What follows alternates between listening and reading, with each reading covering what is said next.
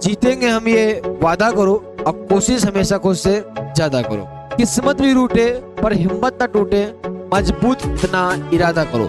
तो हेलो बच्चों, मैं सुमन सर आपका स्वागत करता हूं आपके अपने यूट्यूब चैनल अंशुमान फिजिक्स में। तो आज हम आपके लिए लेके आए हैं चैप्टर इलेक्ट्रिक चार्ज, जिसमें हम आज पढ़ेंगे कि ओम का नियम क्या होता है, जो कि सबसे मोस्ट इंपॉर्टेंट है इस टॉपिक में। ठीक है, तो और भी टॉपिक्स हैं इसमें, क्या क्या पढ़ने की चीजें पहले हम उसको जानते हैं कि मोस्ट इंपॉर्टेंट टॉपिक्स क्या क्या पूछे जाते हैं, फिर हम लोग चैप्टर को स्टार्ट करेंगे। तो चलिए शुरू करते हैं। चलिए देखिए, क्वेश्चन हमारे पास जो चैप्टर स्टार्ट होता है वैद्युत धारा से ही, तो यहीं से हमारा टॉपिक भी स्टार्ट होता है। पर हम लोग टॉपिक बता देते हैं क्या क्या ज्यादा इंपॉर्टेंट है, जैसे कि ओम का नियम। जो ओम का नियम है ये बहुत इंपॉर्टेंट है और पेपर में कई बार आता है, सबसे ज्यादा इसकी प्रूविंग आती है। ठीक है, अब इसके बाद हमारा एक टॉपिक आता है गतिशीलता पूछा जाती है, गतिशीलता। फिर अनुगमन वेग, अनुगमन वेग तथा धारा में संबंध, धारा में संबंध, this is a most important. ठीक, और लास्ट का एक टॉपिक जो इसका बचता है हमारा, वो होता है हमारा प्रतिरोध का संयोजन, प्रतिरोध का संयोजन। ठीक, यानी कि श्रेणी क्रम, समानता क्रम, ये सब चीजें इसमें आती है। तो चलिए हम लोग चैप्टर को अब स्टार्ट करते हैं। चैप्टर हमारे मेन हेडिंग आती है वैद्युत धारा। तो देखिए, तो क्या होती है वैद्युत धारा। वैद्युत धारा की बात करते हैं हम लोग, तो फॉर्मूला पढ़ रखा है आई बराबर क्यू अपॉन में टी, आई बराबर क्यू अपॉन में टी। तो क्या बोलेंगे, इसको बोलते हैं आवेश। ठीक, इसको बोलते हैं दर। तो किसी चालक में, किसी चालक में आवेश प्रवाह की, किसी चालक में आवेश प्रवाह की दर को वैद्युत धारा कहते हैं। किसी चालक में आवेश प्रवाह की दर को वैद्युत धारा कहते हैं। अब इसका मात्रक की बात करते हैं। तो मात्रक अगर हम बात करें तो मात्रक क्या हो जाएगा। ठीक, तो आवेश का मात्रक हो जाएगा कूलाम, समय का मात्रक हो जाएगा सेकंड, तो कूलाम पर सेकंड। ठीक, और इसके साथ साथ इसके और भी बहुत सारे मात्रक होते हैं, जैसे कि एम्पियर, और ये भी होते हैं एब एम्पियर। ठीक, और चुंबकीय मात्रक भी है, जैसे कि 1 एम्पियर बराबर होता है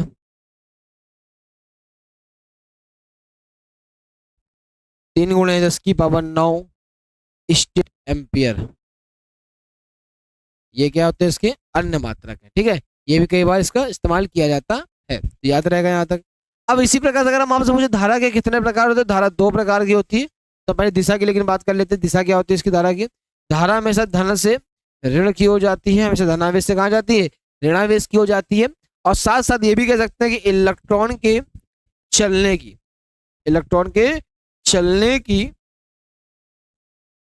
विपरीत दिशा में धारा प्रवाहित होती है। ठीक, इलेक्ट्रॉन के चलने की विपरीत दिशा में क्या होती है, धारा प्रवाहित होती है। तो आपके लिए एक बेहतरीन क्वेश्चन की बताइए कि नाइक्रोम तथा कॉपर में सबसे अच्छा चालक क्या है। तो चलिए अब टॉपिक को आगे बढ़ाते हैं, तब तक आप इसका आंसर कमेंट कीजिए, वरना अभी अब आगे एक्सप्लेन करेंगे। ठीक, नेक्स्ट हेडिंग हमारे पास आ जाती है धारा के प्रकार, जो कि कितने प्रकार की होती है, 2 प्रकार की, प्रत्यावर्ती धारा और दिष्ट धारा। तो इसमें लिखेंगे वह धारा जिसका परिमाण व दिशा, जिसका परिमाण व दिशा क्या होता है, परिवर्तित होता रहता है। क्या होता रहता है, परिवर्तित होता रहता है। ठीक, लेकिन आप क्यों बात करें दिश धारा क्या होती है, तो बोलेंगे वह धारा, वह धारा जिसका परिमाण, जिसका परिमाण व दिशा दोनों क्या होते हैं, परिवर्तित नहीं होते हैं, परिवर्तित नहीं होते हैं। ठीक, तो दिश धारा में, प्रत्यक्ष धारा में क्या होता है, अल्टरनेट करंट बोलते हैं अंग्रेजी में, जिसमें क्या होता है धारा का परिमाण क्या होता है, बार बार बदलता है, तो दिशा भी क्या होती है, बदलती रहती है, जिसका ग्राफ भी आपने देखा होगा। ठीक, छोटे में पढ़ा जाता है, ये इसका ग्राफ है। ठीक, ये इसका ग्राफ है किसका, दिश धारा का। ठीक, तो इसका स्क्रीनशॉट ले लीजिएगा, आप लिख सकते हैं इसको। आगे बढ़ते हैं। आगे बोल रहा है कि नोट दिया गया हमारे पास, क्या दिया गया है, तो नोट में सबसे बढ़िया चीज दी गई, देखो क्या कह रहा है, कह रहा दिष्टकारी यानी कि रेक्टिफायर प्रत्यावर्ती धारा को दिष्ट धारा में बदलता है। आप ये सोचते हैं कभी कि हम मोबाइल के चार्जर लगा देते हैं तो भाई मोबाइल में तो अल्टरनेट करंट आ रहा है, हाँ मोबाइल को क्या चाहिए अल्टरनेट करंट, क्योंकि बैटरी लगी हुई है। लेकिन हमारे घर में तो एसी करंट आता है। कौन सा करंट आता है? एसी। तो ऐसा कैसे हो पा रहा है कि ये घर में हमारी बैटरी जो धारा आ रही है वो प्रत्यावर्ती धारा आ रही है और फोन में जो हमारे जा डीसी जा रही, कैसे पॉसिबल है? तो उसके अंदर क्या लगा होता है? चार्जर के अंदर जो थोड़ा एडॉप्टर होता है उसमें लगा होता है डिष्टीकरण। वो क्या करता है? प्रत्यावर्ती धारा को दिष्ट धारा में परिवर्तित कर देता है। ठीक। और जो हम लोग इन्वर्टर वगैरह यूज करते हैं, इसको इन्वर्टर बोलते हैं, उसको हिंदी में बोलते हैं उत्क्रमक। क्या बोलते हैं? उत्क्रमक। उत्क्रमक क्या करता है? दिष्ट धारा को प्रत्यावर्ती धारा में बदल देता है। याद रहेगा दोनों नाम। दिष्टिकरण क्या करता है? प्रत्यावर्ती को दिष्ट धारा में, जबकि उत्क्रमक क्या करता है? दिष्ट धारा को प्रत्यावर्ती धारा में बदल देता है। चला जाए आगे क्या कह रहा है? धारा घनत्व तो क्या होता है? हमने कहा ठीक है, धारा घनत्व को हम लोग जे से प्रदर्शित करते हैं। किसे प्रदर्शित करते हैं? जे से। तो फॉर्मूला होता है जे बराबर आई अपॉन में ए। ए हमारा क्या हो गया? क्षेत्रफल हो जाएगा। क्षेत्रफल तो क्या बोलेंगे? एकांक क्षेत्रफल में, एकांक क्षेत्रफल में बहने वाली अभिलंबवत धारा, अभिलंबवत। ठीक, तो क्या बोलेंगे? ठीक, तो क्या बोलेंगे? एकांक क्षेत्रफल में, एकांक क्षेत्रफल से गुजरने वाली अभिलंबवत धारा को धारा घनत्व कहते हैं। क्या कहते हैं? धारा घनत्व कहते हैं। इसको जैसे प्रदर्शित करते हैं। अब हम आपसे कहें कि अच्छा बेटा मात्रक बताओ, तो मात्रक आपको देखो याद नहीं करने होता। कैसे निकालेंगे? धारा का मात्रक एम्पियर, क्षेत्रफल का मात्रक metre square, ampere per metre square. अब विमा की बात कर लेते हैं, तो विमा हमारी आ जाएगी। तो देखो एल धारा की विमा होती है, ए लंबाई की विमा मतलब क्षेत्रफल यानी लंबाई, लंबाई स्क्वायर हो जाएगा, L2 हो जाएगा हमारे पास। ठीक, नीचे प्लस के ऊपर जाके माइनस की, तो ए क्या हो जाएगा? ए एल टी, सॉरी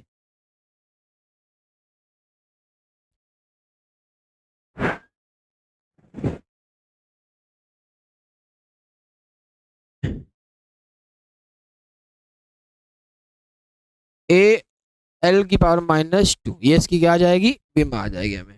ठीक है, कोई दिक्कत यहाँ तक? ये हमारी क्या निकाली हमने? विमा। अगर हम तुमसे कहें कि धारा दिशा, धारा घनत्व की भी दिशा बता दो, धारा घनत्व की दिशा क्या रहेगी? जो हमारी धारा की दिशा होती है वही धारा घनत्व की दिशा होती है, धारा घनत्व की दिशा होती है। तो क्या बोला हमने? एकांक क्षेत्रफल से, एकांक क्षेत्रफल से अभिलंबवत गुजरने वाली धारा को क्या कहते हैं? धारा घनत्व कहते हैं। इसको जैसे प्रदर्शित करते हैं, इसको लिख लीजिए शॉर्ट में। ठीक, नोट की बात करते हैं, तो नोट में क्या कह रहा है? किसी चालक के भीतर उपस्थित मुक्त इलेक्ट्रॉन गैस के अणुओं की तरह अनियमित गति करते हैं। कोई चालक है हमारे पास, तो उसके अंदर जो इलेक्ट्रॉन उपस्थित हो क्या करते हैं? अनियमित गति करते हैं। अगर आप सोचिए एक बार कि बाई चांस जैसे आप सोचते हैं कि आपके मोहल्ले वगैरह में क्या होता है, लाइट चली गई तो पूरे मोहल्ले में अंधेला रहता है। कई हजार घरों में अंधेला होता नहीं होता है, बहुत लाखों में भी हो सकते हैं, बड़ा मोहल्ला अगर। तो वहां पे जब अंधेला है और बाई चांस जब लाइट आती है अचानक, तो पूरे घर में एक साथ लाइट कैसे चल जाती है इतनी फास्ट? आपने कभी सोचा? मान लो ठीक है, हम कह रहे हैं कि तार इतने लंबे लंबे फैले हुए कई किलोमीटर में, तो एक इलेक्ट्रॉन को वहां से किसी घर में आने में, जहां से इलेक्ट्रॉन में धारा छोड़ी जाती है, वहां से लेके पावर हाउस से लेके आपके घर तक आने में कुछ ना कुछ समय तो लगता होगा। एक के घर का सब बल्ब जलने से बाद दूसरे जलने में कुछ समय तो लगना चाहिए। सेम समय कैसे चल जाता है? ये नहीं समझ में आता ना आपको। देखिए क्या होता है, किस प्रकार से इतनी जल्दी धारा मोशन कर लेती है। तो देखो धारा क्या होती है, जैसे हमारे पास ये चालक है एक प्रकार से, ठीक है, तो हमारे पास एक चालक है, तो इस चालक में इलेक्ट्रॉन है। ये इस प्रकार से इलेक्ट्रॉन भरे रहते हैं। ठीक है, किसी भी चालक में इलेक्ट्रॉन क्या होते हैं? भरे रहते हैं।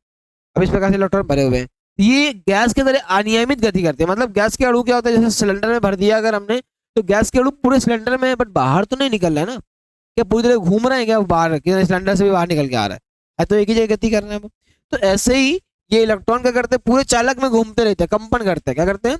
अपनी जगह नहीं छोड़ते, कंपन करते हैं। अपनी जगह खड़े रहेंगे, जैसे क्या करें? कंपन करते रहते हैं। जब वो कंपन करते हैं तो एक का कण कैसे ट्रांसफर हो जाता है दूसरे में, तो इस तरीके से एक दूसरे को ट्रांसफर करते हुए जाते हैं। इस प्रकार से जल्दी पहुंच जाते हैं।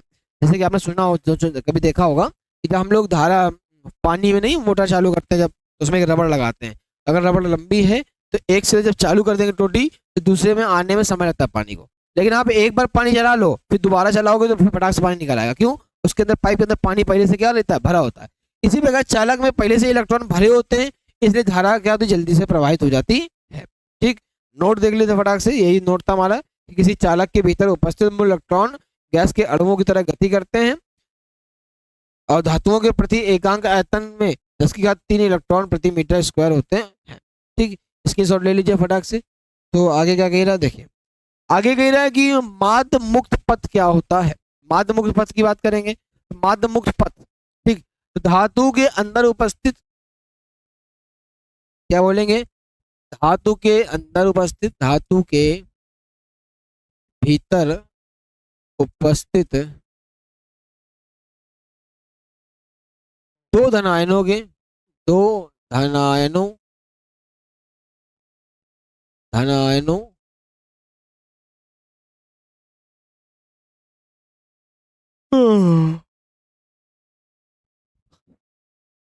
दो धनायनों के इलेक्ट्रॉनों द्वारा दो क्रमागत टक्करों के फलस्वरूप, दो क्रमागत टक्करों के फलस्वरूप फलस्वरूप स्वरूप तय की गई तय की गई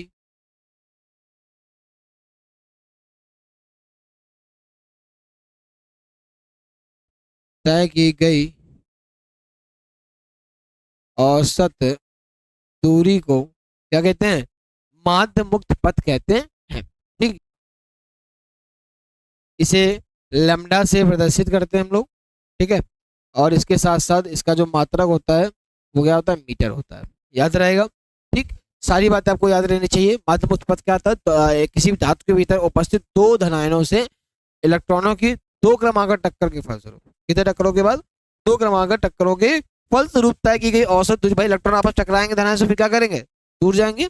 इसमें जितनी भी दूरी औसत दूरी तय करती है उस दूरी को ही क्या कहते हैं, माध्य मुक्त पथ कहते हैं। इसकी वजह से -9 मीटर होती है, लैम्डा से प्रदर्शित करते हैं। इसका मात्रक क्या होता है हमारा, मीटर होता है।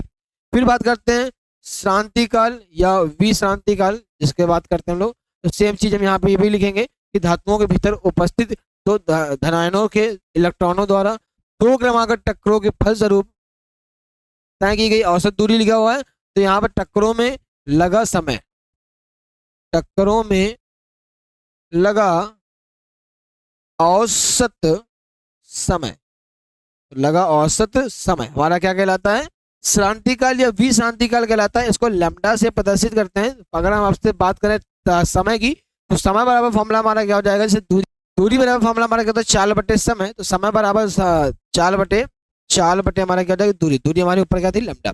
ये हमारे साथ क्या आ गया, फॉर्मूला। आए समझ में, फटाक से स्क्रीनशॉट लीजिए, आगे बढ़ते हैं। ठीक है, आगे क्या कह रहा है, आगे हमारे पास आता है अनुगमन वेग या अपवाह वेग। ठीक है, तो अनुगमन वेग क्या होता है और अपवाह वेग क्या होता है, सुनिए।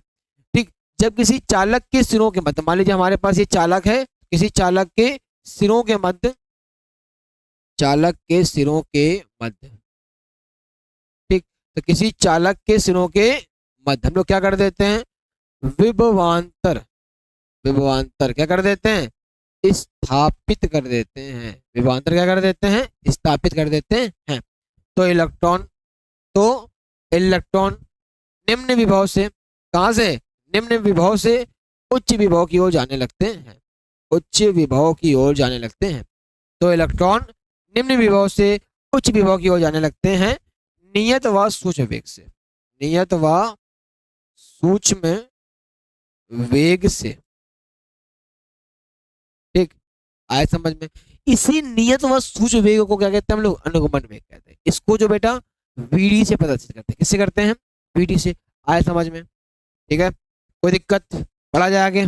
ठीक, आगे हमारे पास आता है कि अनुगमन वेग तथा विद्युत धारा में क्या संबंध होता है। तो हम आपको बताते हैं कि अनुगमन वेग तथा विद्युत धारा में क्या संबंध होता है। ठीक, तो माना हमारे पास एक चालक है, माना कि हमारे पास क्या है, चालक है, जिसके चालक की लंबाई हम मान लेते हैं कितनी है, L है, जिसमें I धारा प्रवाहित करते हैं। ठीक, जिसमें उपस्थित इलेक्ट्रॉनों की संख्या मान लेते हैं हम लोग N है, इसमें उपस्थित इलेक्ट्रॉनों की संख्या कितनी मान लेते हैं, N। कोई दिक्कत, चलिए, चाहे कैपिटल मान लीजिए चाहे स्मॉल एन, कोई फर्क नहीं पड़ेगा इसमें। ठीक है, देखिए हमने क्या किया, माना किसी इलेक्ट्रॉन द्वारा टी समय में तय की गई गई दूरी। ठीक, दूरी का जैसे हम फॉर्मूला लगाते हैं तो वो हमारा क्या होता है, चाल गुणे समय। चाल चाल हमारी हो गई वीडी और समय हो गया हमारे पास टी।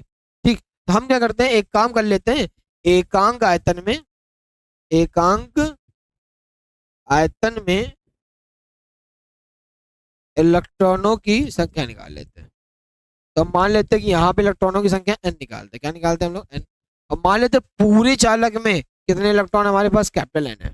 ठीक, तो एकांक आयतन में तो एक, और आयतन में कितने इलेक्ट्रॉन है, n, और गुणा कर दिया हमने भाई जितना भी। भाई ये हमारे पास एक मालूम मार्कर है, ये मार्कर हमारा 5 रुपए का है, तो हम कहेंगे 10 मार्कर कितने होगा, तो गुणा कर दोगे, है ना। तो एकांक आयतन में n इलेक्ट्रॉन थे, हम मान लेते हैं अब संपूर्ण आयतन में कितने होंगे, संपूर्ण आयतन में इलेक्ट्रॉनों की संख्या।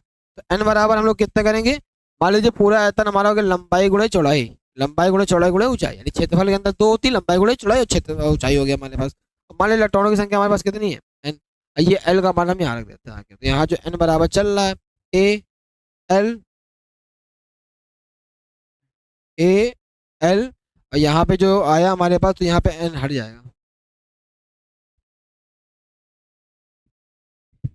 ए एल की जगह हम क्या कर देंगे, यहाँ पे जो रखा हुआ है इसे मान लीजिए पहले ए, फिर इसके बाद ये हमारा एन हो जाएगा, और यहाँ पे एल की जगह जो रखेंगे क्या रखेंगे, वी डी इंटू टी। ठीक, ये हमारा क्या आ जाएगा फॉर्मूला, एन बराबर। अब हमें निकालना क्या, धारा का, धारा में संबंध निकालना, धारा का फॉर्मूला लगाते हैं बेटा। ठीक, तो धारा बराबर फॉर्मूला लगा देंगे। तो धारा बराबर फॉर्मूला होता है आई बराबर क्यू अपॉन में टी। तो क्यू बराबर हमारे पास क्या होता है, एन ई इंटू टी। ठीक, एन की जगह हम यहाँ पे लिखेंगे A N V D into T, upon में यहाँ पे हमारा क्या आएगा टी, यहाँ पे इंटू में ई चलता रहेगा, टी से टी क्या जाएगा हमारे पास कैंसिल। तो यहाँ पे हमारे पास जो बचेगा आई बराबर ए एन वी डी इंटू ई। तो ये हमारे पास क्या आ गया फॉर्मूला, कोई दिक्कत। ठीक, आए समझ में, फटाक से इसका स्क्रीनशॉट ले लो। ने स्क्रीनशॉट ले लिया होगा, चलिए शुरू करते हैं आगे की ओर प्रस्थान। तो नेक्स्ट हेडिंग हमारी आ चुकी है अब धारा घनत्व तथा अनुगमन वेग में संबंध। तो हमने अभी धारा का फॉर्मूला जो निकाला वो निकाला है आई बराबर N E V D A. ठीक, फिर उसके बाद हम कह रहे हैं धारा घनत्व का, तो धारा घनत्व का भी हम फॉर्मूला लगा देते हैं, धारा धारा धारा घनत्व। धारा घनत्व का जो फॉर्मूला होता है हमारा जे बराबर आई अपान में ए। तो यहाँ पे रखेंगे जे बराबर N E V D A upon में ए, ए से ए कैंसिल, यहाँ पे जो फॉर्मूला आ गया जे बराबर एन ई वी डी। ठीक, ये हमारा क्या रहेगा फॉर्मूला, आया समझ में। बहुत ही छोटा छोटा प्रूविंग है लेकिन मोस्ट इंपॉर्टेंट है, और कायदे से समझेंगे तो मजा आ जाएगा आपको। ठीक, अब नेक्स्ट हेडिंग हमारी आती है गतिशीलता, तो इसके बारे में जानते हैं। तो गतिशीलता क्या होती है, देखो हमने फॉर्मूला बताते हैं आपको, गतिशीलता को हम लोग म्यू से डिनोट करते हैं, फॉर्मूला होता है म्यू यानी वी डी अपॉन में ई।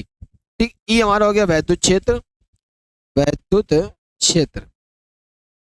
ठीक, तो क्या बोलेंगे, एकांक वैद्युत क्षेत्र में, एकांक वैद्युत क्षेत्र में तो क्या बोलेंगे, किसी आवेश वाहक द्वारा, किसी आवेश वाहक द्वारा, किसी आवेश वाहक द्वारा एकांक वैद्युत क्षेत्र में, किसी आवेश वाहक द्वारा एकांक वैद्युत क्षेत्र में उत्पन्न अनुगमन वेग को, उत्पन्न अनुगमन मन वेग को क्या कहते हैं हम लोग, गतिशीलता कहते हैं। किससे नोट करते हैं इसको, म्यू से नोट करते हैं। ठीक, अगर हम मात्रक की बात करें इसके, तो इसका मात्रक क्या होता है, तो इसका मात्रक मीटर स्क्वायर पर वोल्ट सेकंड होता है। क्या होता है, मीटर स्क्वायर पर वोल्ट सेकंड उसका मात्रक होता है। अब विमा की बात कर लेते हैं, तो विमा जो उसकी हो जाएगी, विमा हो जाएगी इसकी एम में ए -1 और 2, ये इसकी क्या रहेगी विमा रहेगी। आपको इसके मात्रक तथा फॉर्मूला और विमा याद रखना, क्योंकि ये इंपॉर्टेंट है, कई बार पेपर में पूछी भी जाती है गतिशीलता, बच्चे छोटी मोटी हेडिंग समझ के इसको छोड़ देते हैं। ठीक, आप ध्यान रखिएगा, स्क्रीनशॉट ले लेना, ठीक है, लिख लेना अपने भाषा में इसको अब, और बाकी ऐप पे हमारे नोट्स मिलेंगे, सब बच्चों को पता है। ओम का नियम, ओम का नियम बढ़िया, मोस्ट इंपॉर्टेंट। अब ये बताइए ओम का नियम कब दिया गया था, तो हम बताते हैं, सुनिए, सन 1828 ईस्वी में। ठीक, जर्मन वैज्ञानिक, कहाँ गए थे ये, जर्मन के, सन 1828 ईस्वी में जर्मन वैज्ञानिक जॉर्ज साइमन जॉर्ज साइमन ओम ने, जर्मन वैज्ञानिक जॉर्ज साइमन ओम ने क्या किया, एक नियम प्रस्तुत किया। इस नियम के अनुसार उन्होंने बताया कि यदि किसी चालक के सिरों के बीच उत्पन्न विभवांतर v तथा उसमें प्रवाहित धारा क्या होगी, उसमें प्रवाहित होगी, ठीक, उसमें प्रवाहित धारा I का अनुपात एक नियतांक होता है। कब होगा लेकिन ये, अगर किसी चालक की भौतिक अवस्था, कौन सी अवस्था, भौतिक अवस्था, ठीक। तो यदि किसी चालक की भौतिक अवस्था में कोई परिवर्तन ना हो तो उसके चालक के सिरों के बीच उत्पन्न विभवांतर तथा उसमें प्रवाहित धारा का अनुपात एक नियतांक होता है, ठीक। ये नियतांक जो रहेगा हमारा R रहेगा V/I। तो ये जो R है इसी को बोलते हैं चालक का प्रतिरोध, ठीक। इसी की हम लोग अभी आगे परिभाषा भी पढ़ेंगे। यहाँ तक आया आपको, ये जो बने हुए हैं यहाँ पे, यही हमारे जॉर्ज साइमन ओम है, ठीक। तो आपने इनको देखा है क्या कभी? नहीं देखा? हमारे मोहल्ले से निकला करते तो हम देखा करते थे इनको। अरे बेटा कब की बात है, देख रहे हो, सन 1828 में तुम पैदा भी नहीं हुए होगे, ठीक। आए समझ में? स्क्रीनशॉट लो फटाक से, इसको हम टेस्ट करते हैं, फिर आगे सीन बताते हैं, हम इसको आपकी प्रूवमेंट बता देते हैं, ठीक है। तो प्रूविंग की बात करते हैं हम लोग, देखिए, ठीक। तो अब हम प्रूविंग में क्या करेंगे, तो हम लिखेंगे, से यहाँ लिखेंगे वी नो डैट क्या बताया गया, हमने पढ़ा रखा है, क्या पढ़ा रखा है, F बराबर E इंटू क्यू, ठीक। अगर हम Q की जगह क्या लिखते हैं, E, ठीक। तो Q किसके बराबर है, E के, तो F बराबर यहाँ पे आएगा E इंटू स्मॉल e, ठीक। इलेक्ट्रॉन, क्योंकि इलेक्ट्रॉन भी 1.16 - 19 होता है, Q भी हमारा 1.16 - 19 होता है, इसलिए हमने यहाँ पे लिख दिया। फिर हमने फॉर्मूला पढ़ा रखा है, फादर इज इक्वल टू माँ, F बराबर M, तो यहाँ लिख देते हैं MA, ठीक, बराबर E इंटू स्मॉल e, ठीक। यहाँ से A निकालेंगे तो A बराबर आएगा कैपिटल E अपॉन में स्मॉल e इंटू M, ठीक। और यहाँ से हमने फॉर्मूला पढ़ा रखा है A बराबर, A मतलब हो गया हमारा त्वरण का फॉर्मूला होता है हमारे पास वेग बटे समय, क्या होता है, त्वरण बराबर वेग बटे समय। तो यहाँ पर वेग जो हमारा होता है वो VD हो जाएगा, समय हमारा टाउ हो जाएगा, ठीक। यहाँ रखेंगे VD अपॉन में tau is equal to capital E small m upon में M, ठीक। अब देखो छोटे में एक फॉर्मूला पढ़ रखा था, E बराबर V अपॉन में L पढ़ रखा था, उस वाले चैप्टर में, विभव चैप्टर में क्या पढ़ा था, E बराबर V अपॉन में D की जगह L का यूज किया जा रहा है, यहाँ पे आके रख दो, तो VD अपॉन में tau is equal to E, यानी V अपॉन में L इंटू E अपॉन में M, ये हमारा क्या आ जाएगा इसका फॉर्मूला, ठीक। अब इसको टाउ को उधर भेज दो, यहाँ से VD का मान निकाल लो, तो VD बराबर हमारे पास आ गया, ठीक। तो VD बराबर हमारे पास आएगा VE अपॉन में L अपॉन में M, ठीक, ब्रैकेट में यहाँ पे इंटू में टाउ आ जाएगा। हमने अभी फॉर्मूला पढ़ा था धारा घनत्व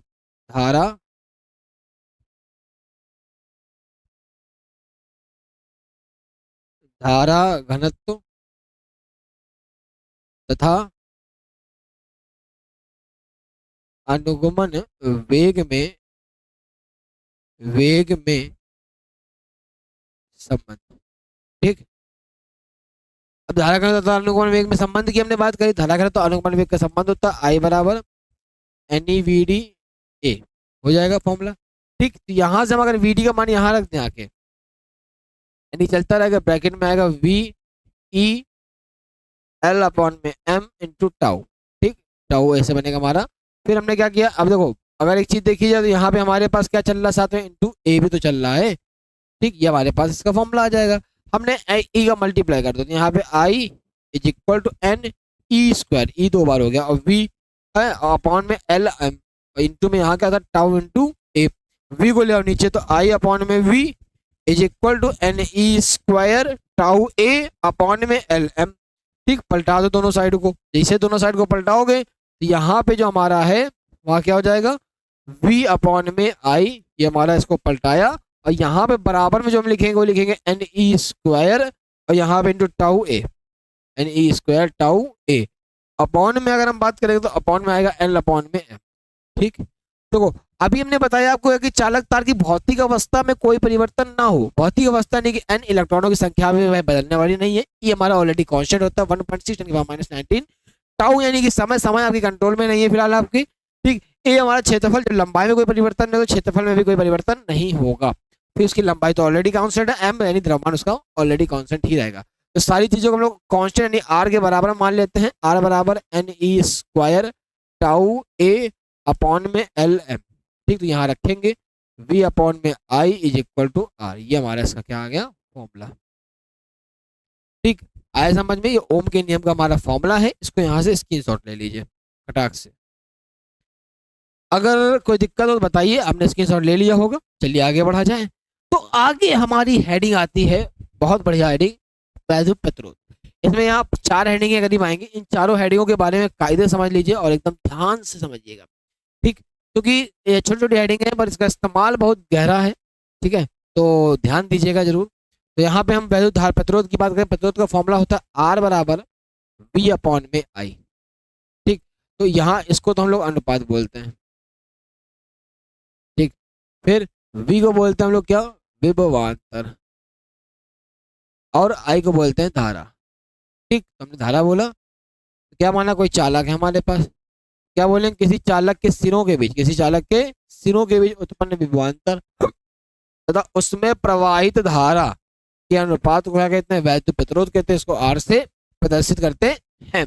अगर हम आपसे कहें कि इसका वो बताओ जरा मात्रक, तो मात्रक जगह लिखेंगे हम इसका, तो मात्रक इसका एक होता है, पहले तो ओम होता है, और दूसरा जो हो जाएगा वो हो जाएगा वोल्ट बटे एम्पियर हो जाएगा। बेटा क्या हो जाएगा, वोल्ट पर एम्पियर। कोई दिक्कत आया? किससे प्रदर्शित करते हैं इसको, आर से। ठीक, तो विभवांतर धारा के अनुपात को वैद्युत प्रतिरोध कहते हैं, इसको आर से प्रदर्शित करते हैं। प्रतिरोध का काम क्या होता है, प्रतिरोध का काम होता है परिपथ में प्रतिबाधारी धारा का मार्ग में अवरोध उत्पन्न करना। धारा के मार्ग में क्या उत्पन्न करना, अविरोध उत्पन्न करना। तो हमने आपसे कुछ देर पहले क्वेश्चन पूछा था कि भैया ये बताओ नाइक्रोम जो है अच्छा चालक है, नाइक्रोम या फिर कॉपर? तो आपने बताया, भैया हम भी बता दे रहे तुमको एक बार, नाइक्रोम का जो प्रतिरोध होता है वो बहुत अधिक होता है, जबकि कॉपर का प्रतिरोध क्या होता है, कम होता है। इसलिए क्या होता है भाई, इसका इस्तेमाल हम लोग हीटिंग इफेक्ट यानी हीटर वगैरह हो गया, हीटर बल्ब इत्यादि प्रयोग किया जाता है। एक कॉपर का वायर हमारा क्या होता है, इसका प्रतिरोध कम होता है, इसलिए इसमें धारा अच्छे से प्रवाहित हो सकती है, अच्छे से प्रवाहित होती है, इसमें धारा अच्छे से प्रवाहित नहीं हो पाती है। ठीक, अब धारा अच्छे से प्रवाहित हो इसलिए कॉपर का इस्तेमाल ज्यादा हम लोग करते हैं। ठीक, ये this is a good conductor, चालक हमारा कॉपर हमारा क्या अच्छा चालक है, इसीलिए घर में हम लोग कॉपर के वायर का इस्तेमाल करते हैं, नाइक्रोम का नहीं। पर नाइक्रोम के वायर का इस्तेमाल जब हमें हीटिंग इफेक्ट यानी गर्म चीजों के लिए किया जाता है, जैसे हीटर हो गया, बल्ब हो गया, या फिर ग्लीजर वगैरह में इसका इस्तेमाल कर सकते हैं। ठीक, याद रहेगा। ठीक, तो सबसे बेटर को कॉपर हमारा जो है वो चालक है। अब बात करते हैं चालकता की। वैद्युत चालकता क्या होती है, तो वैद्युत चालकता को हम लोग जी से प्रदर्शित करते हैं, फॉर्मूला होता है 1/r। जब कोई चीज बटे में लिखी होती है इसको बोलते हैं व्युत क्रम। क्या बोलते हैं, व्युत क्रम। तो क्या बोलेंगे, वैद्युत चालकता के व्युत्क्रम को वैद्युत प्रतिरोध के वैद्युत प्रतिरोध के व्युत्क्रम को वैद्युत चालकता कहते हैं, इसको जी से प्रदर्शित करते हैं। अगर इसके मात्रक की बात करेंगे तो इसका मात्रक हो जाएगा ओम इनवर्स। ओम ऐसे बनाया जाएगा, तो ओम इनवर्स। ठीक, या मोह होता है, क्या होता है बेटा इसका मात्रक, मोह। अगर हम इसके विमा की बात करें तो पहले देखो प्रतिरोध की विमा की बात कर लेते हैं। इसकी जो विमा होती है वो ml2t-3 a-1, ये इसकी क्या रहेगी, विमा रहेगी। इसको जस्ट अपोजिट यहाँ कर दो, यहाँ पे हमारे पास आ जाएगी m-1 l-2 t3 a, ये इसकी विमा रहेगी। आया समझ में? फटाक से स्क्रीनशॉट ले लो और जो आप चाहें उसको लिख सकते हैं अपनी भाषा में, वरना नोट्स तो आपको मिल ही जाएंगे। ठीक, विशिष्ट प्रतिरोध की बात करते हैं। विशिष्ट प्रतिरोध को हम लोग रो से प्रदर्शित करते हैं। तो अगर हम एक बात और ये भी पूछ सकता है कि अच्छा अब ये बताइए, ऐसे क्वेश्चन कर सकता है कि भाई ये बता दो कि जो प्रतिरोध है वो किन किन बातों पर निर्भर करता है। तो हम बोलेंगे कि चालक का जो प्रतिरोध है वो निम्न 2 बातों पर निर्भर करता है। तो चालक का प्रतिरोध चालक की लंबाई के क्या होता है, अनुक्रमानुपाती होता है, तथा उसके क्षेत्रफल के क्या होता है, व्युत्क्रमानुपाती होता है। इन्हें मिलाने पर, इन्हें मिला दो, इन्हें मिलाने पर जैसे मिलाकर लिखोगे तो यहाँ पे जैसे तुम मिला के लिख देना, तो R proportional to L upon में A। एल अपॉन में ए, जब ये कांस्टेंट हटाएंगे तो यहाँ बन जाएगा आर बराबर रो ला। ठीक, यहाँ पे एक अनुपात लिखेंगे जहां जहां रो एक अनुक्रमानुपाती क्या है, नियतांक है। ठीक, अनुक्रमानुपाती नियतांक है। ठीक, जिससे क्या कहेंगे हम लोग, जिसे विशिष्ट प्रतिरोध कहते हैं। क्या कहते हैं, विशिष्ट प्रतिरोध। ठीक, याद रहेगा, प्रतिरोध कहते। ठीक, अगर रो से प्रदर्शित करते हैं भाई इसको, हमारे रो की परिभाषा पता नहीं यहाँ पे, तो रो का फॉर्मूला निकाल लेंगे तो रो बराबर आ जाएगा रेल। क्या आ जाएगा, रो बराबर रेल। इसको बोलेंगे आर बराबर रोला, रोला जमा देंगे ना। ठीक, तो रो बराबर रेल फॉर्मूला बन गया। तो अगर हम यदि यहाँ ऐसा कर लें, तो एक काम कर लेते हैं यहाँ पे, तो क्या करते हैं, अगर हम क्षेत्रफल को भी, यदि क्षेत्रफल बराबर मान लेते हैं 1 मीटर स्क्वायर और लंबाई बराबर मान लेते हैं 1 मीटर, तो यहाँ पर जब रखेंगे आगे, रो बराबर किसके हो जाएगा, आर के हो जाएगा। यानी क्या बोलेंगे, किसी पदार्थ का, भाई ये विषय पर तो हमारे पदार्थ का होता है, किसी पदार्थ का विशिष्ट प्रतिरोध, किसी पदार्थ का विशिष्ट प्रतिरोध उसके प्रतिरोध के क्या होता है, बराबर होता है। किसी पदार्थ का विशिष्ट प्रतिरोध उसके प्रतिरोध के बराबर होता है। ठीक, कब बराबर होगा, यदि उसका क्षेत्रफल तथा लंबाई दोनों एकांक हो। यदि उसका क्षेत्रफल लंबाई दोनों क्या हो जाए, एकांक। आए समझ में, कोई दिक्कत। ठीक, नेक्स्ट हेडिंग हमारी आती है विशिष्ट प्रतिरोध। लेकिन उसके पहले ये बता समझो कि पढ़ाई करनी कैसे। भाई हम बच्चों को देख रहे हैं, पढ़ाई हो ही नहीं पा रही उनसे। क्यों नहीं हो पा रही पढ़ाई, क्योंकि शेड्यूल नहीं है उनके पास। और शेड्यूल है तो फॉलो नहीं हो रहा है। आप एक टाइम वॉच लगाइए, वॉच टाइम वॉच आता है ना, जिसमें टाइम को रिड्यूस किया जाता है, देखा जाता है, टाइमर वाली जो वॉच आती है। ठीक, वो लीजिए, 8 घंटे का टाइमर सेट होना चाहिए। अगर इंटर में 90% प्लस लाने हैं तो टाइमर सेट करके पढ़िए। टाइम दबा दीजिए, पढ़ाई स्टार्ट कर दीजिए। 8 घंटे पढ़ने हैं, लेकिन उस टाइम को काउंट नहीं किया जाता है कि आप खाना खाने चले गए, टाइम वॉच को रोक के जाइए। आपको टॉयलेट जाना है, टाइम वॉच को रोक के जाइए। पानी पीना है, टाइम वॉच को रोकिए। केवल 8 घंटे में वो समय होना चाहिए जिसमें आपने पूर्णतया क्या करी है, मेहनत करी है। समझे, आपको मन नहीं लग रहा, आपने 2 घंटे पढ़ा, ठीक है, कोई बात नहीं, आप 5 मिनट रील चला लीजिए, आपकी इच्छा है चलाइए। लेकिन जब 5 मिनट बाद तभी वो वॉच ऑन होगी जब पढ़ने बैठेंगे। पढ़ने बैठिए, तब वॉच को ऑन कीजिए, फिर पढ़ाई स्टार्ट कीजिए। 24 घंटे में 8 घंटे पढ़ना बहुत कठिन काम नहीं है। हम लोग भी 8 घंटे 10 घंटे क्लास ले लेते हैं, है कि नहीं। तो ऐसे ही शेड्यूल बनाइए और ऐसे पढ़ाई कीजिए। और अगर इस तरीके से फॉलो नहीं करेंगे तो बेटा फिर समस्याएं आएंगी। ठीक है, टाइम शेड्यूल बहुत जरूरी है, क्योंकि बच्चे हम देखते हैं 8-8 10-10 घंटे, 8 क्या, ऐसे ऐसे बच्चे 14-14 घंटे बैठे रहते हैं, लेकिन फिर भी नहीं निकल रहा पेपर। क्यों, माइंडसेट चेंज हो चुका है। ठीक, आपको लग रहा है पढ़ाई कर रहे हैं, पर अदर काम में ज्यादा समय दे देते हैं। पता लगा पानी पीने गए, 10 मिनट का ऊपर ट्रायल क्या है, वो अभी 5 मिनट बाद पढ़ेंगे। कई बार तो बच्चे घड़ी देख रहे होते हैं, घड़ी देख रहे हैं कितना हुआ है 7:55, बस 5 मिनट बाद पढ़ेंगे 8 बजे से। होता है कि नहीं होता ऐसा। फिर आज दिन कौन सा है, कल से पढ़ेंगे, आज शनिवार है कल पढ़ेंगे, कल संडे आराम करेंगे। इस चीज को छोड़ के अगर इस तरीके जब सेट वैसे हम बता रहे हैं ऐसे आप करेंगे, तब जाकर आप अच्छे नंबर ला पाएंगे। अर्थात कोई और कंडीशन नहीं है और कोई रास्ता नहीं है जब तक आप इस तरीके से काम नहीं करते। ठीक है, तो चलिए इसी तरीके से मेहनत करिए। अब नेक्स्ट हेडिंग की बात करते हैं, विशिष्ट चालकता। तो विशिष्ट चालकता हमारे पास क्या होती है, इसको हम लोग सिग्मा से प्रदर्शित करते हैं। फॉर्मूला होता है 1/रो। ठीक, तो फॉर्मूला हो गया 1/रो।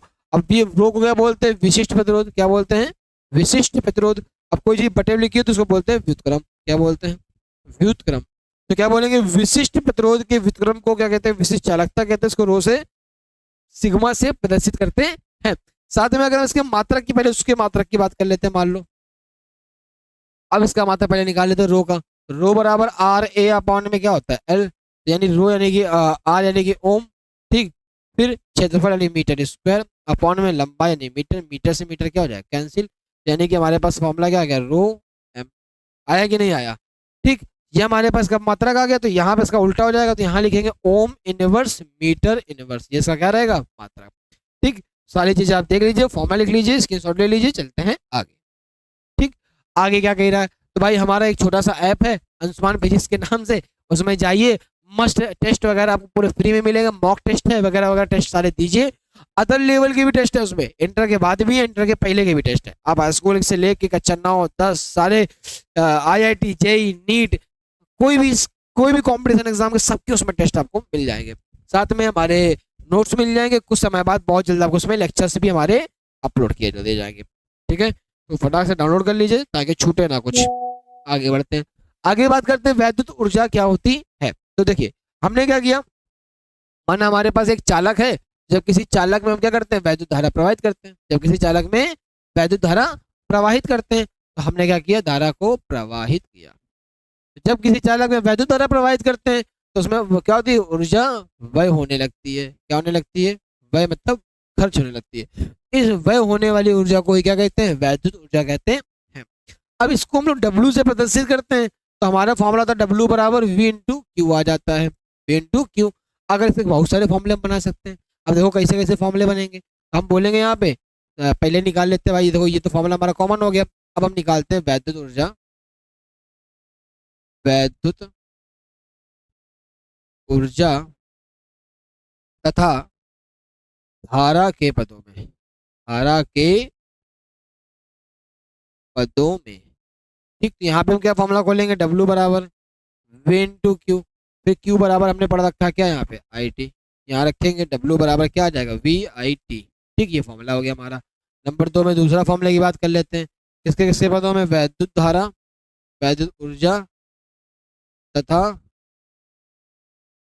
ठीक, वैद्युत ऊर्जा तथा प्रतिरोध के पदों में। किसके पदों में, प्रतिरोध के पदों में। ठीक, यहाँ फॉर्मूला खोलेंगे तो W बराबर VIT, तो V बराबर फॉर्मूला पढ़ा रखा हम लोगों ने IR। ठीक, यहाँ पे क्या है, W बराबर IR इंटू IT, I का I से गुणा करेंगे I स्क्वायर RT, ये हमारा क्या आ जाएगा, फॉर्मूला आ जाएगा। ठीक, फिर हम बात करेंगे और एक फॉर्मूला बना लेते हैं। अब बनाते हैं वैद्युत धारा, वैद्युत धारा तथा विभव के पदों में, के पदों में। ठीक, वैद्युत धारा तथा विभव के पदों की हम लोग बात करेंगे तो फॉर्मूला हमारे पास होता है W बराबर, यहाँ पे चल रहा V प्लस, सॉरी यहाँ पे हमारा जो फॉर्मूला है W बराबर I square RT, I square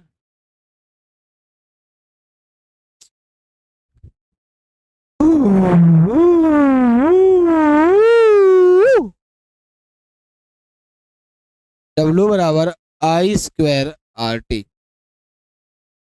I बराबर फॉर्मूला पढ़ रखा हम लोगों ने V अपॉन में R, भाई V बराबर आयर, तो वैसे I बराबर V अपॉन में R यहाँ रख दीजिए आगे। तो V स्क्वायर अपॉन में R स्क्वायर इंटू क्या चलता रहेगा, RT, एक R से एक R क्या हो जाएगा, cancel, V square T upon में R, यहाँ पे क्या आ गया हमारे पास W।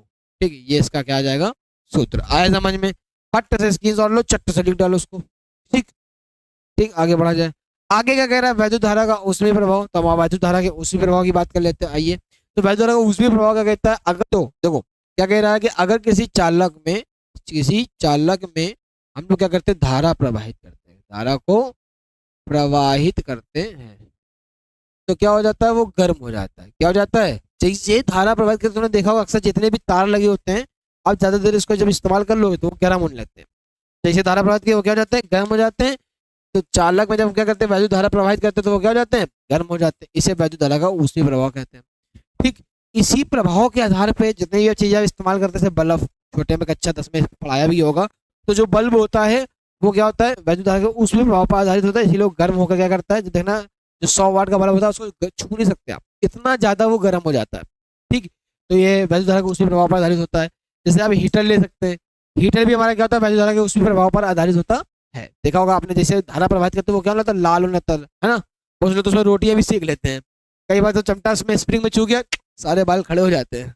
ठीक है, रोटी नहीं देखा जाती बेटा हीटर में। फिर इसके साथ गीलीजर देखा होगा, उसको जैसे पत्ती से हम लोग चलाते हैं ना, करंट ऑन करते हैं तो वो गर्म हो जाता है।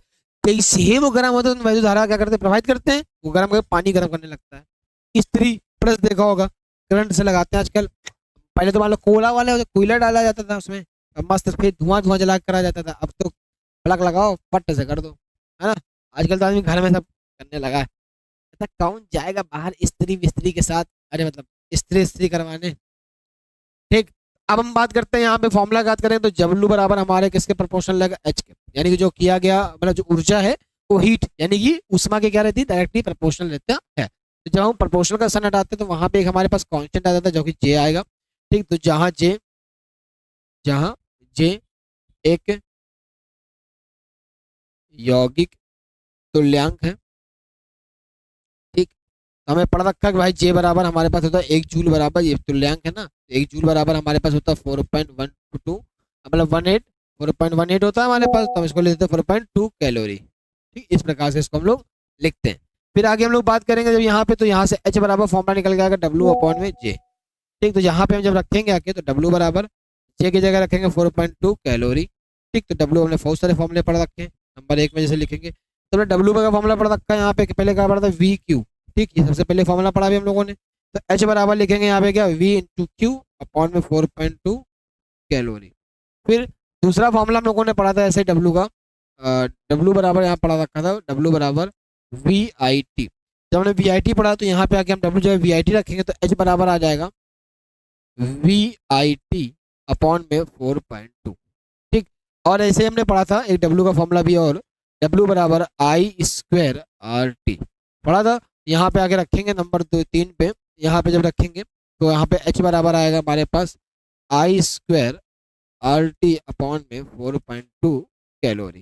ठीक, अगर हम बात करें यहाँ पे चौथा नंबर सवाल की, तो एच बराबर फॉर्मूला हमारा क्या कहेगा यहाँ पे, तो फॉर्मूला एक निकाला था एच बराबर बी बराबर डब्ल्यू बराबर वी स्क्वायर टी अपॉन में R, V square T upon में आर, ये फॉर्मूला निकालते हैं, यहाँ रख दीजिए आके। तो यहाँ पे जब रखेंगे इस वाले फॉर्मूले में तो यहाँ रखेंगे वी स्क्वायर बराबर वी स्क्वायर टी अपॉन में आर, इंटू में यहाँ नीचे चलता रहेगा 4.2 कैलोरी।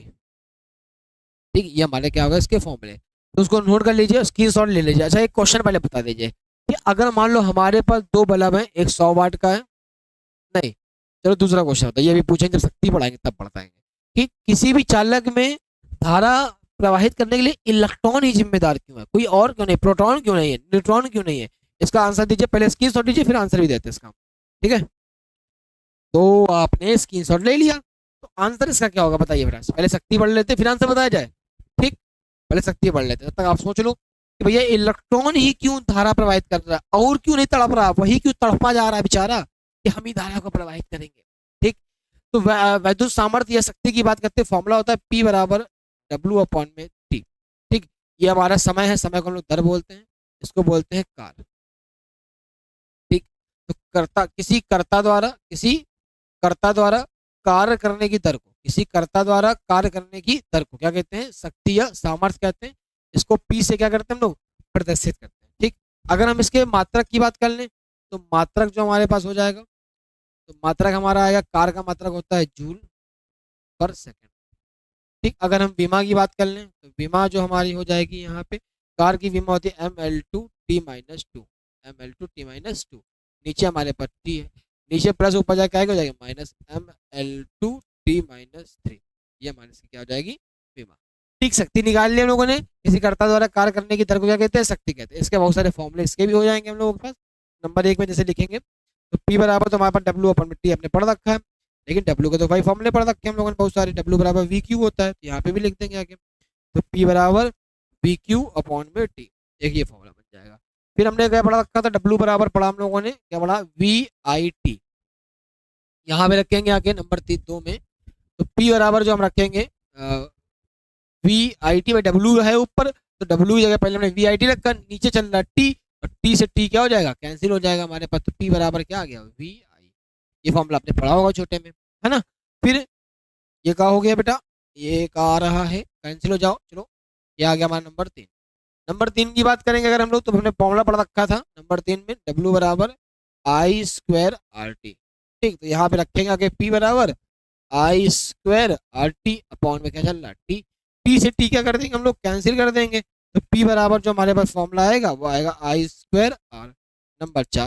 नंबर 4 की अगर हम बात करेंगे तो नंबर 4 में हमारे पास क्या पड़ रखा है, डब्ल्यू बराबर वी टी अपॉन में R, V square upon T upon में आर, यहाँ रखेंगे P बराबर, तो यहाँ पे भाई पहले ऊपर डब्ल्यू है, डब्ल्यू जगह क्या लिखेंगे वी स्क्वायर, टी अपॉन में आर इंटू में यहाँ नीचे भी तो टी है, तो टी से टी क्या हो गया कैंसिल, तो पी बराबर आ गया वी स्क्वायर अपॉन में आर। ये हमारे पास क्या आ गया फॉर्मूला। आया समझ सकती, फटाक से स्क्रीन शॉट लो चट्टे से। देखो तो अभी हमने आपको क्वेश्चन बोला कि अच्छा इलेक्ट्रॉन ही जिम्मेदार क्यों है, तो इलेक्ट्रॉन इसलिए धारा प्रभावित करता है, मेन रीजन इसका ये है क्योंकि इलेक्ट्रॉन ही केवल मुक्त होता है, बाकी जो न्यूट्रॉन है प्रोटॉन है वो नाभिक में बंधे रहते हैं, कभी मुक्त नहीं हो पाते। केवल इलेक्ट्रॉन ही मुक्त रहता है, पूरे पदार्थ में गति कर सकता है, इसलिए वही धारा प्रभावित करता है। ठीक है, चलिए आगे अभी और भी क्वेश्चन ऐसे मजेदार है, अभी देखते हैं। तो हमारी अब नेक्स्ट हेडिंग आ जाती है किलोवाट घंटा। तो किलोवाट घंटा या यूनिट की बात करते हैं। यूनिट जो है हमारा या किलोवाट घंटा जो है हमारा व्यवहारिक मात्रक है। व्यवहारिक मात्रक का मीन्स क्या हो गया, जो आपके घर में दादी बाबा आप या कोई भी अदर पर्सन जो पढ़ा लिखा हो, अदर ना भी पढ़ा लिखा हो कोई फर्क नहीं पड़ेगा, वो ये जानता है कि बिजली हमारे यहाँ इतने यूनिट रुपए में चल रही है, इसे यूनिट में नापते हैं, है ना। तो किलोवाट घंटा जो हमारा क्या है, वैद्युत ऊर्जा का व्यवहारिक मात्रक है। ठीक, तो कैसे बात करेंगे किलोवाट घंटा। देखो एक काम करते हैं, एक ऐसा उपकरण लेके आओ तुम घर से अपने, इसकी सामर्थ्य कितनी हो, इसकी सामर्थ्य, सामर्थ्य मतलब शक्ति, इसकी शक्ति कितनी हो जाए 1 किलोवाट, किलोवाट, तथा उसे क्या करो 1 घंटे तक उपयोग करो, तो कितनी ऊर्जा जो ऊर्जा होगी हमारी वो कितनी 1 किलोवाट घंटा खर्च हो जाएगी। ठीक, तो क्या बोलेंगे वैद्युत ऊर्जा का किलोवाट घंटा या यूनिट व्यवहारिक मात्रक है। ठीक, यदि किसी उपकरण को जिसकी सामर्थ्य 1 किलोवाट हो, यदि किसी उपकरण को जिसकी सामर्थ्य कितनी हो 1 किलोवाट हो और उसे 1 घंटे तक उपयोग किया जाए तो उसे 1 किलोवाट घंटा या सामर्थ्य कहते हैं।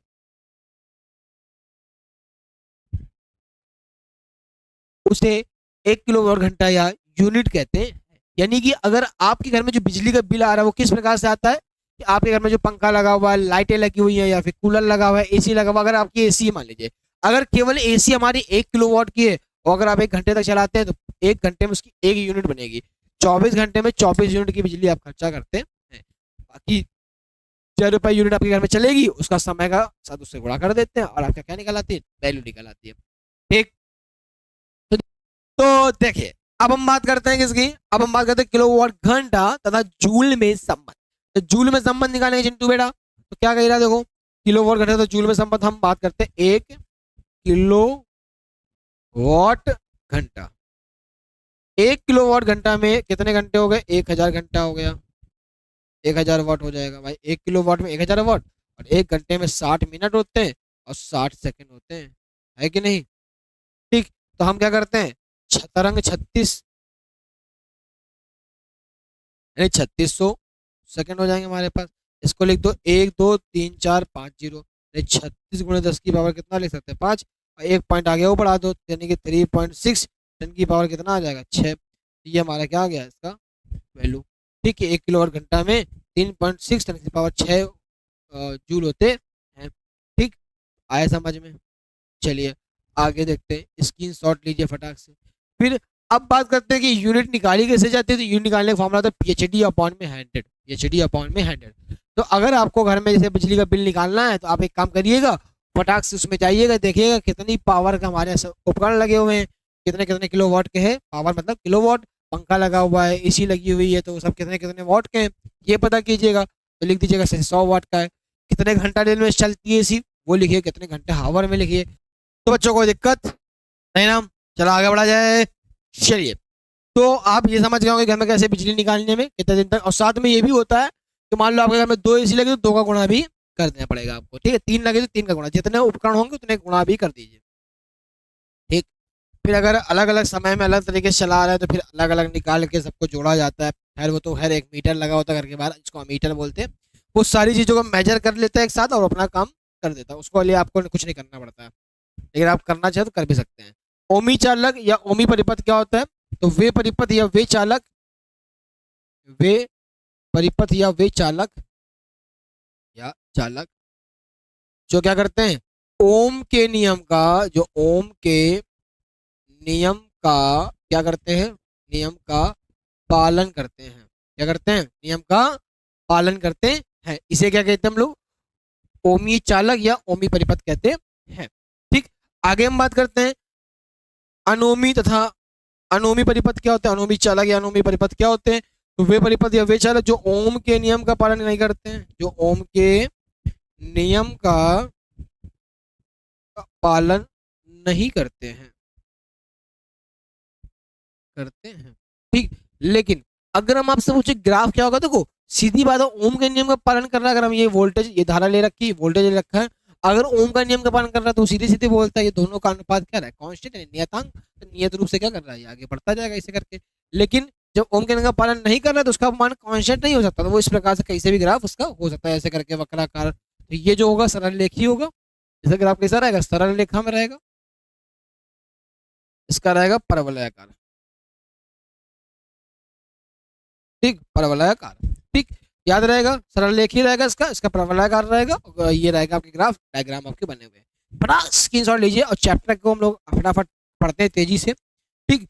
अब हमारे पास बहुत छोटा चैप्टर बचा हुआ है। तो अब एक क्वेश्चन बताइए कि अगर हमारे पास एक 100 वाट का बल्ब है, एक 100 वाट का है और एक 60 वाट का बल्ब है, इसको हम लोग क्या करते हैं, श्रेणी क्रम में अगर हम जोड़ देते हैं, श्रेणी क्रम भी बताएंगे, कक्षा 10 में आप पढ़े क्या हो, इतना वो ना करो, ठीक।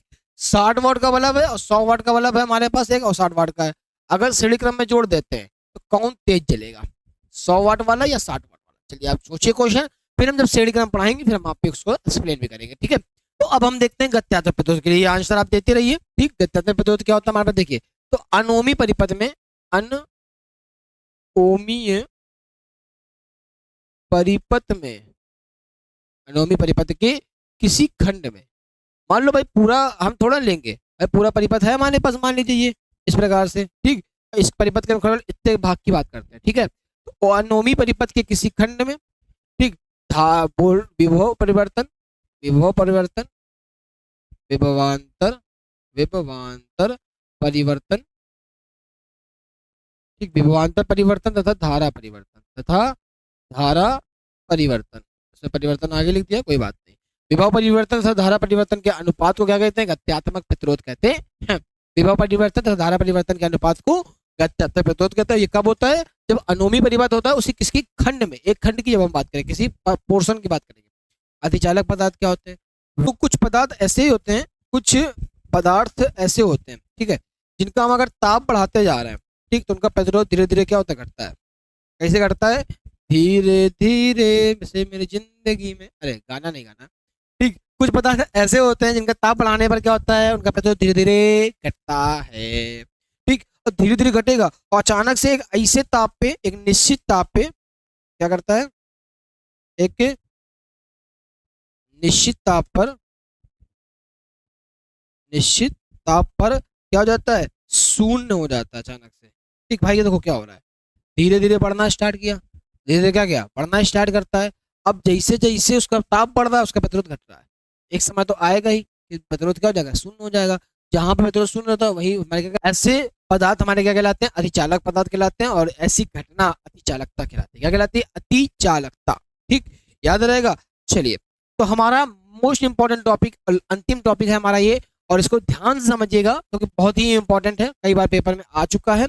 और उसके अगर ये प्रूवमेंट नहीं आता है तो न्यूमेरिकल 100% आते हैं। तो जिस टॉपिक की हम बात कर दिया करें उसके न्यूमेरिकल जरूर लगा लिया करें, वरना हम तो रिवीजन कराएंगे पर आप अपने आप पहले करिए, ठीक।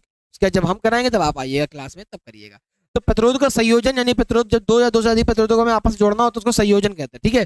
प्रतिरोध को संयोजन दो प्रकार से होता है, श्रेणी क्रम संयोजन और समांतर क्रम संयोजन। तो श्रेणी क्रम संयोजन क्या होता है हम इसकी बात करते हैं। तो देखो हमने क्या किया, हमने दो प्रतिरोध ले रखे, प्रतिरोध का चिन्ह ऐसे बनता है, यहाँ पे ऐसा बना हुआ है, नीचे भी से जोड़ के बना देते हैं। अब मान लीजिए यहाँ से ऊपर भी ऐसे बना सकते हैं, यहाँ पे हम नीचे जो बना रहे हैं वो भी बना सकते हैं इस प्रकार से,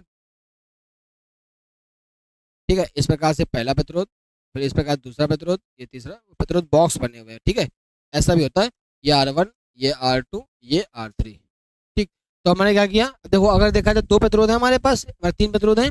इस प्रतिरोध का जो दूसरा वाला पॉइंट है पहले वाले पॉइंट से जुड़ा हुआ है, इसका दूसरा पॉइंट इसके पहले पॉइंट से जुड़ा हुआ है, ऐसे आगे होगा तो उसका दूसरा पॉइंट उसके पहले पॉइंट से जुड़ा होगा, होगा कि नहीं होगा। इसका दूसरा पॉइंट इस वाले के पहले से जुड़ा हुआ है, इसका दूसरा पॉइंट इस वाले के पहले से जुड़ा हुआ है, ऐसे आगे वाले में क्या होगा, उसका दूसरा पॉइंट उसके पहले वाले से जुड़ा होगा, होगा कि नहीं होगा। तो क्या बोलेंगे, इस प्रकार के क्रम में, इस प्रकार के क्रम में प्रत्येक प्रतिरोध के दूसरे सिरे का संबंध, कितने सिरे का संबंध, दूसरे सिरे का संबंध, संबंध क्या करते हैं, अगले प्रतिरोध के पहले सिरे से कर देते हैं, पहले सिरे से कर देते हैं, क्या करते हैं, अगले प्रतिरोध के पहले सिरे से कर देते हैं। इसे क्या कहते हैं, श्रेणी क्रम संयोजन। तो हमने क्या किया, हमने माना क्या माना कि तीन प्रतिरोध R1 R2 R3 हैं, माना कि तीन प्रतिरोध R1 R2 R3 हैं जिनके सिरों के बीच का विभवांतर V1 V2 V3 है, जिनके सिरों के बीच का विभवांतर क्या है, V1 V2 V3 है, जिसमें यदि हम क्या करते हैं, I धारा प्रवाहित करते हैं, क्या करते हैं, इसमें I धारा प्रवाहित करते हैं। ठीक, तो I धारा प्रवाहित करते हैं, तो आइए यहाँ पे सॉल्व करते हैं कैसे किया जाएगा। तो अब देखो, अब हम अगर देखें तो हमें प्रतिरोध तो खैर निकालना ही है, प्रतिरोध का तो फॉर्मूला निकालना है, लेकिन हमारे पास धारा तो सेम है, केवल विभव बचता है। तो क्या निकाल लेते हैं, पहले कुल विभव निकाल लेते हैं। तो क्या करते हैं, कुल विभवांतर। ठीक, तो कुल विभवांतर कैसे निकलेगा, V बराबर V1 plus V2 plus V3, समीकरण क्या हो गया हमारे पास, एक। ठीक, क्या करेंगे यहाँ पे, सूत्र से लिख सकते हैं, तो ओम के नियम से। ओम का नियम हमारे पास क्या कहता है, V बराबर IR। ठीक, ये हमारा फॉर्मूला रहेगा। यहाँ लिखेंगे पहले प्रतिरोध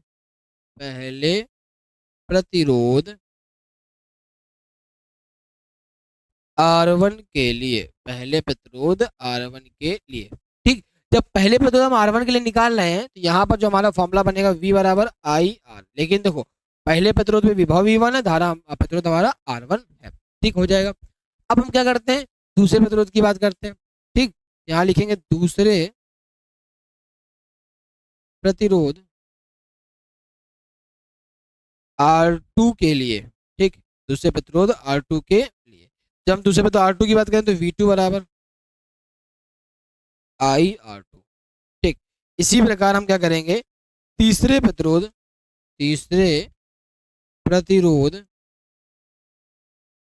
R3 के लिए।